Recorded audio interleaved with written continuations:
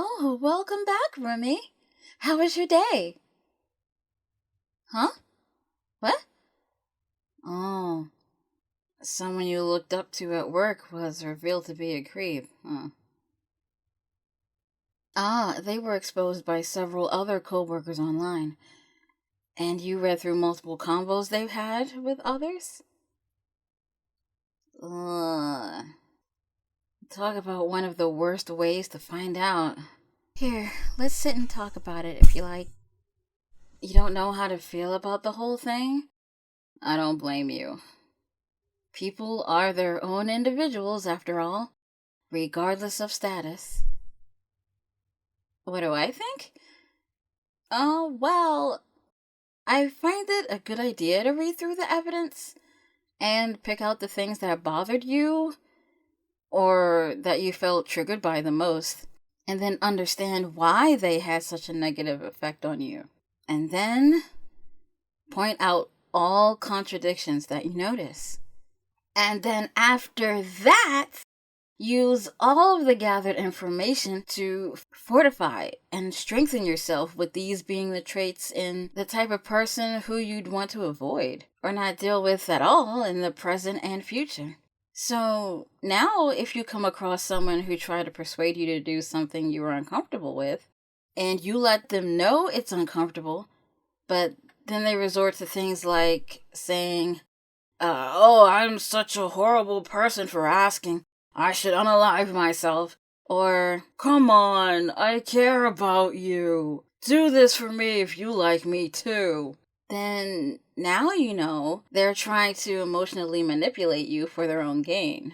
And once you realize that, you can react accordingly. But what I do?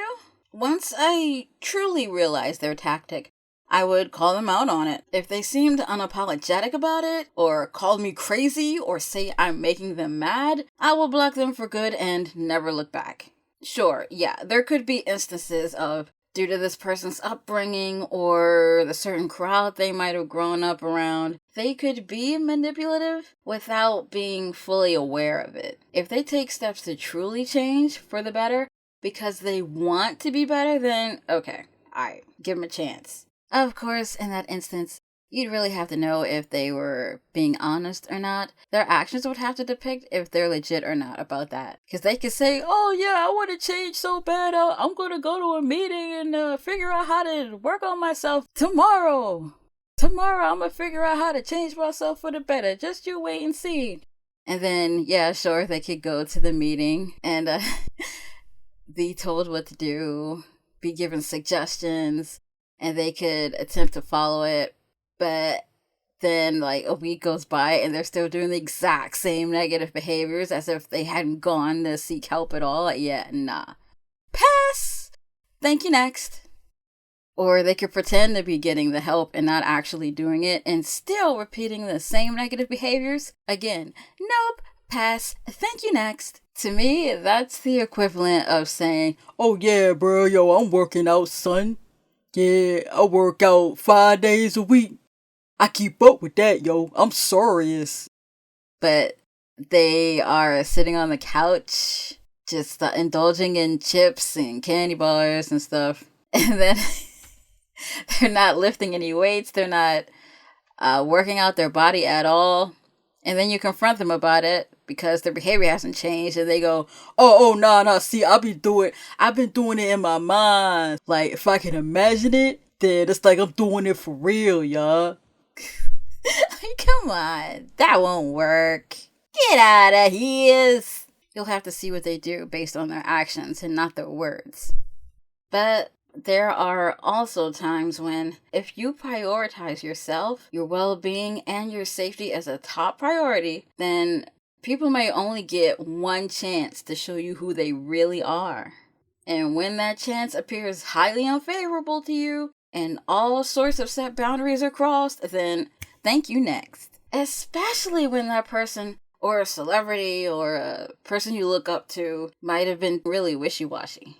For example, they tell you they're bothered by most of the private messages that they've been getting lately. That are all replies, mind you. As you notice, they always make the first move.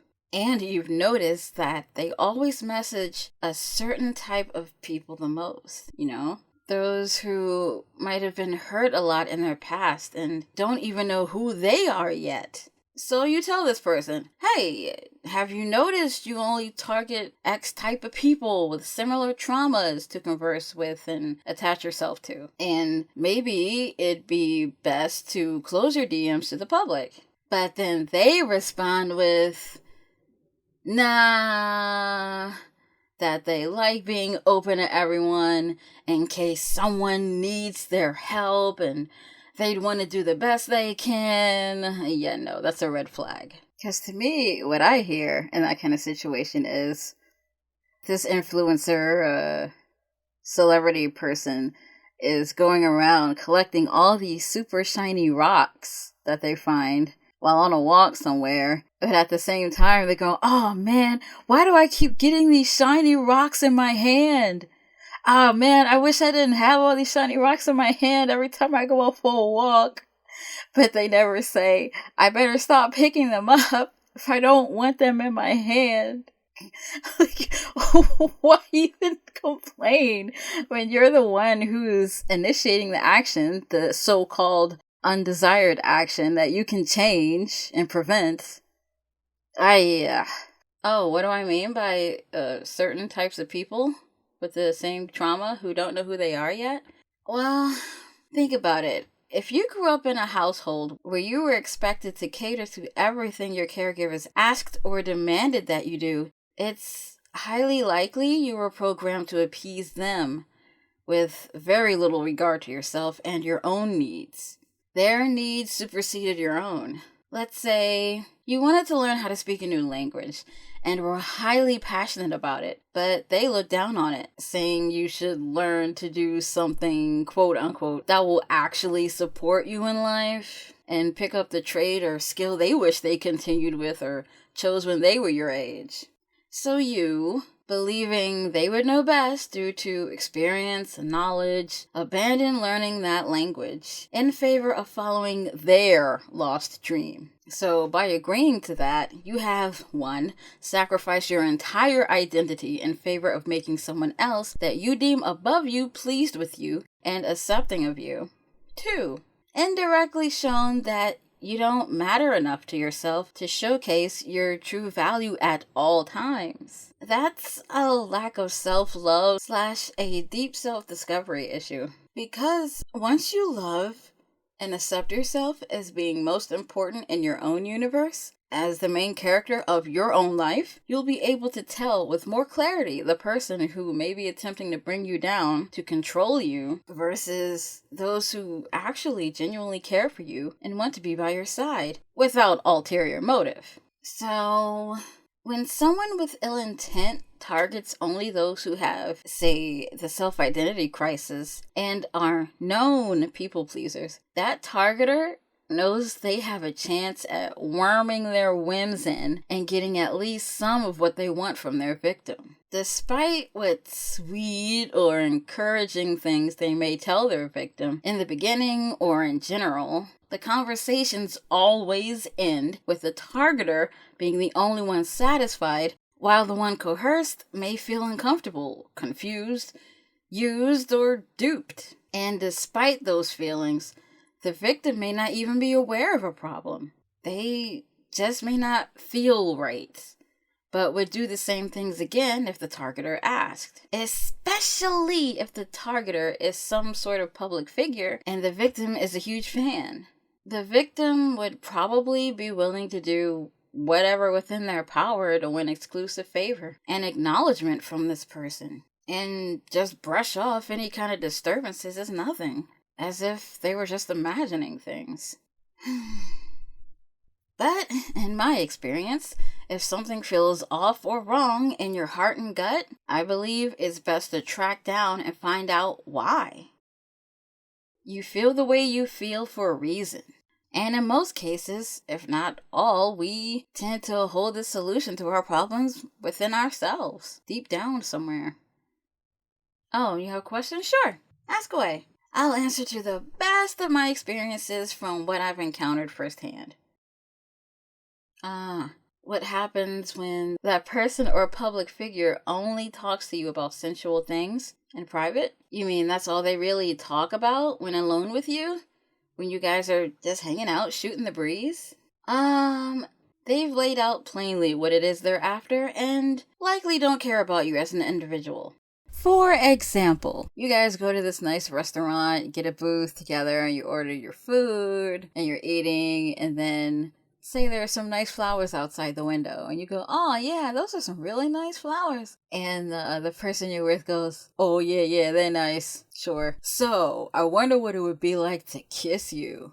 And you go, no, not interested. Let's change the subject, please. So, back to the flowers. That pink one is really nice. What do you think? And they go, oh yeah, it's really pink. Whatever. So about this kissing thing, have you ever been kissed before? And then you go, I'm not interested in kissing you at all. I don't want to have this conversation. Can we please talk about something else? This is making me uncomfortable. I don't like this. Can we talk about something else in the restaurant? Talk about the food, the flowers, anything but that. And then you pick out something that looks nice. Say, these tables are really well made looking. They're good and sturdy. And the stools are really nice. They're good material. And then the person goes, oh yeah, they look sturdy, all right. You know, I once kissed a girl so well on a table like this. Man, she loved every second of it. Can you imagine that?